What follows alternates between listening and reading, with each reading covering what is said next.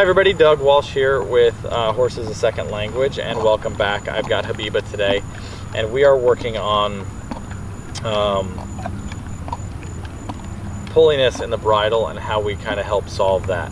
So what I want to do with her is, if you looked at the previous two videos, we talked about lateral flexion and vertical flexion, moving the inside hip.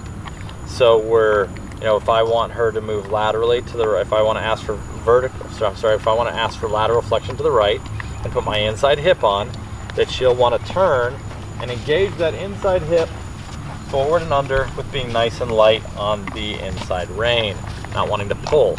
So we've talked about moving everything around. So as we build on this, I go, okay, now if I want her to rock across the hind and sit on her hind, I don't want her to be pulley on my hands, so I want to just be able to pick up that outside rein and outside leg and have her just move that way.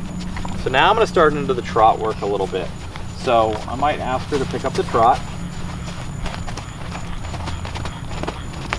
So my goal, anytime I work with a horse, is to have them listening to my seat and be nice and light in my hand.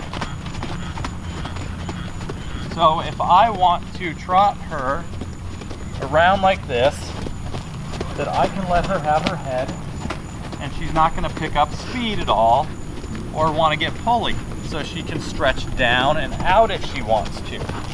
So if I want to pick up that contact, I can pick up that soft feel, and she's going to be welcoming to it. She's not going to want to pull into the bridle.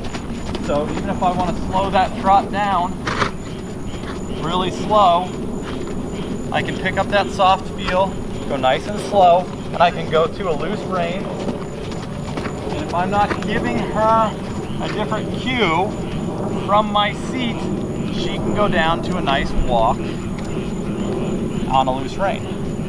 This is a horse that really had a hard time doing this, because she just, when she wanted to pick up that speed, she just wanted to go. She just wanted to get out and go. So we want to work on this in all three speeds. So, we want to work on this in each gait. We want to, it's so important that we can walk, trot, canter our horse on a loose rein at the speed we want to go, 3 speeds in each gait, and be able to pick up that rein also if we need to, but we collect them back and forwards through our seat. And the bridle is literally just for finesse. So if I pick up the right lead,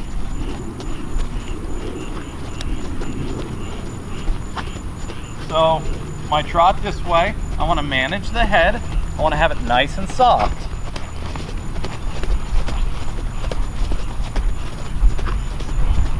I just want to see her inside eye slightly, but also if I give her the rein, nothing changes. I'm just going to work on her biomechanics a little bit, but she can stretch down and out if she wants. And then if I want to pick up that contact and have that soft feel again, this should be willing to give me the soft feel. And if I go back to a loose rein, and I think going to a walk on a loose rein and to a stop,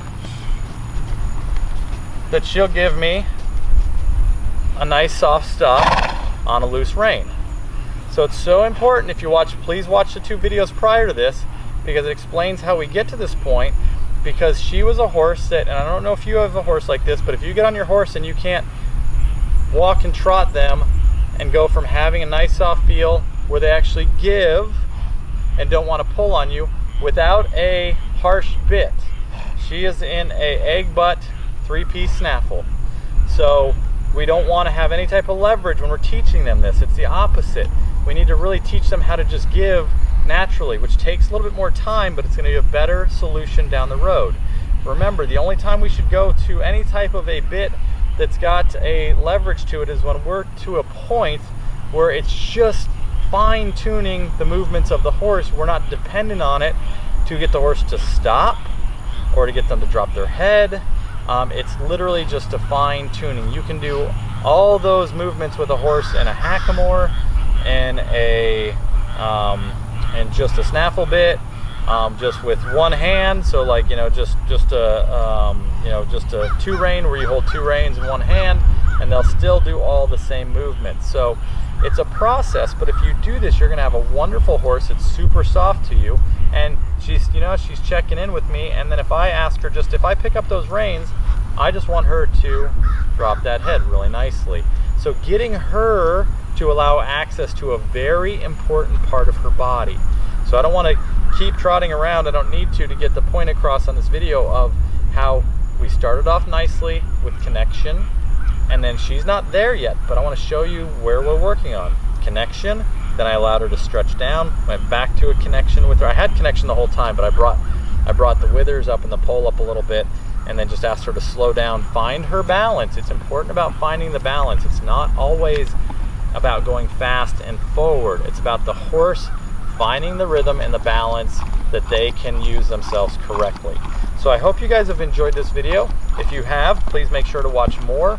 Check out our YouTube channel also, at Doug Walsh Horsemanship. And I hope if you've liked this, make sure you hit subscribe. And for those of you who are watching this on Speak Horse and Horse as a Second Language, we go into so much more detail on this, so stay tuned for much more videos. Take care and have a wonderful day.